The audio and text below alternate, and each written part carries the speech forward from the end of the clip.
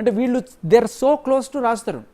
Raj Tarun in and out తెలుసు. రాజ్ తరుణ్ ఎప్పుడెప్పుడు కొట్టింది, రాజ్ తరుణ్ అవార్డ్స్ ఎలా పగలగొట్టింది, రాజ్ తరుణ్ అవార్డుతో రాజ్ తరుణ్ తల ఎలా పగలగొట్టింది, ఇవన్నీ వాళ్ళకి ఇన్ అండ్ అవుట్ తెలుసు.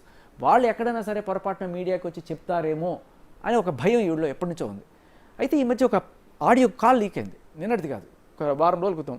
ఈ ప్రీతి, చెర్రీ ఏనో నలుగురు మాట్లాడుకుంటుంటారు, ఈ డ్రగ్స్ మాకు ఎలా అలవాటు చేస్తుంది ఈవిడ, ఇదంతా కూడా వాళ్ళు ఆ నేపథ్యం అంతా చెప్పుకుంటూ వచ్చారు. దాంట్లో అదొక్కసారి లీక్ అయ్యేటప్పుడు ఈ అమ్మాయికి ఒక గూగుల్ పట్టుకుంది లావణ్యకి.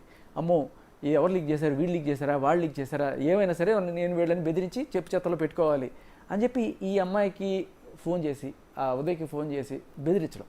నేను మీ ఆడియోలు మీ వీడియోలు బయట పెడతా ఏదైనా తేడా చేసి అంటే రాజ్ తరుణ్కి సంబంధించి ఒక్క పాజిటివ్ మాట్లాడకూడదు. బేసికల్ అది ఆవిడ పాయింట్ ఆఫ్ వ్యూ. ఈ డ్రగ్స్ నేపథ్యం వస్తుందని ఆవిడ ఎక్స్పెక్ట్ చేయాలి. రాజ్ తరుణ్కి సంబంధించి ఈ గొడవలు వీటిలోనూ వాళ్ళకి క్లియర్గా తెలుసు రాజ్ తరుణ్కి వీడికి పెళ్లి కాలేదని, రాజ్ తరుణ్ని మస్తాన్ సాయికి తమ్ముడు అని చెప్పి ఇంట్రడ్యూస్ చేసిందని, ఇవన్నీ వాళ్ళకి తెలుసు. వాళ్ళు ఎక్కడ చెప్తారో మీరు ఇన్వాల్వ్ కాకండి అని చెప్పి హెచ్చరిస్తూనే ఉంది.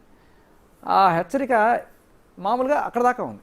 కానీ ఒకానొక రోజున నేను నా పర్సనల్ ఇన్వెస్టిగేషన్లో భాగంగా ఎవరెవరైతే ఉన్నారో వాళ్ళందరికీ మెసేజ్ చేస్తున్నా. ఆ ఆడియోలో బన్ను, శివ, ఇంకా కొంతమంది పేర్లు వినబడ్డాయి.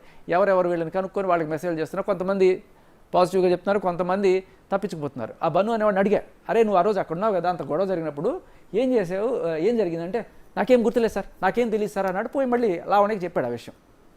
సరే చెప్తే చెప్పుకున్నాడు. అలాగే ఈ దీంట్లో కొంతమంది నాకు క్లూస్ ఇస్తున్నారు, భయ్యా నువ్వు వీడిని గెలుకు, వీడి దగ్గర నుంచి నీకు బోల్డ్ ఇన్ఫర్మేషన్ వస్తుందంటే అలా నేను సాయి అంటున్నాను, ఉదయ్ ఇప్పుడు ఎవరైతే నాకు అసలు ఈ అబ్బాయి ఎవరో ఏంటో తెలియదు, ఆ పేరు మాత్రం పెడితే ఆ ఉదయ్కి జస్ట్ ఇన్స్టాగ్రామ్లో హాయ్ అని పెట్టా, జస్ట్ హాయ్ పెట్టా. ఆ ఒక్క హాయ్ ఏం చేసిందంటే వాడు ఆ హాయ్ శేఖర్ భాష నుంచి హాయ్ అని వచ్చింది అని చెప్పి ప్రీతికి షేర్ చేసుకున్నాడు.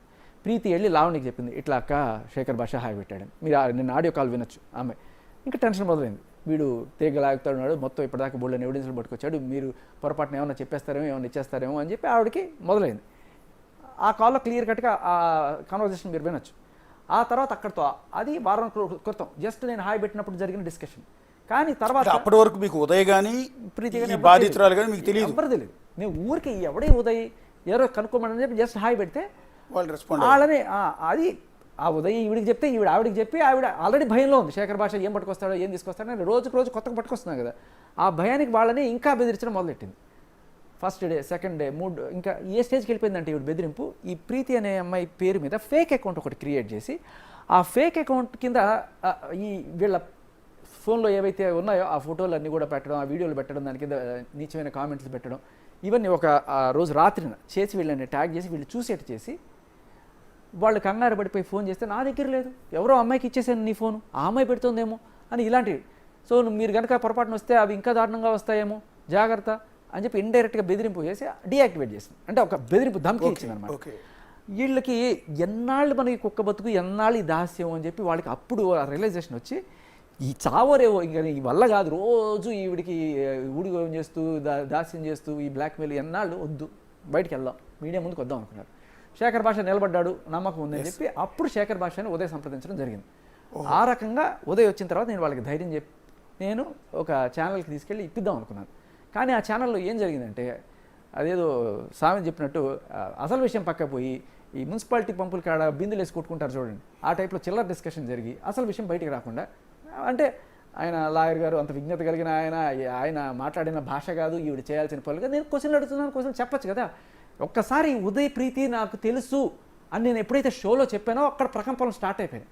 ఏదో రకంగా రచ్చ చేసి ఇది రాకుండా ఆపేయాలని చెప్పి ఆవిడ చెప్పేసరడం కానీ ఆయన నీచమైన భాష మాట్లాడడం కానీ ఇవన్నీ కూడా అంటే జస్ట్ దీన్ని సర్ప్రైజ్ చేయడం కోసం ఈ హడావుడి నడుస్తుంది. అంటే ఈ ఛానల్ వాళ్ళు కూడా దీని ఇంపాక్ట్, దీని ఇంటెన్సిటీ రియలైజ్ కాల వాళ్ళు అప్పటికి అసలు ఏమిటి అనేది. అరే వినండి భయ్యా అంటే పాపం అమ్మాయి చిన్నగా చెప్తుందో ఒక పక్క వీళ్ళు రచ్చ చేస్తున్నారు.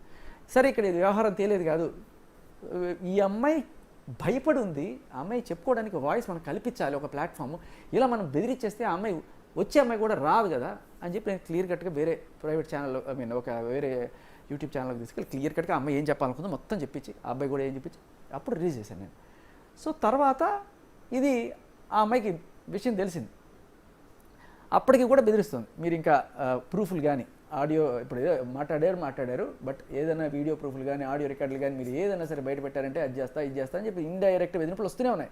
అయినా కూడా నేను చెప్పా అయిపోయింది ఇంకా బెదిరింపు అనేది మీరు జీవితంలో మర్చిపోండి, ఇలా జీవితకాలం ఏడుస్తూనే ఉంటారు మీరు రాకపోతే అని చెప్పి వాళ్ళకి ధైర్యం చెప్పి నర్సింగ్ పిఎస్ తీసుకెళ్ళి ఆ అమ్మాయి జరిగిందంతా చెప్పి కంప్లైంట్ ఇచ్చింది.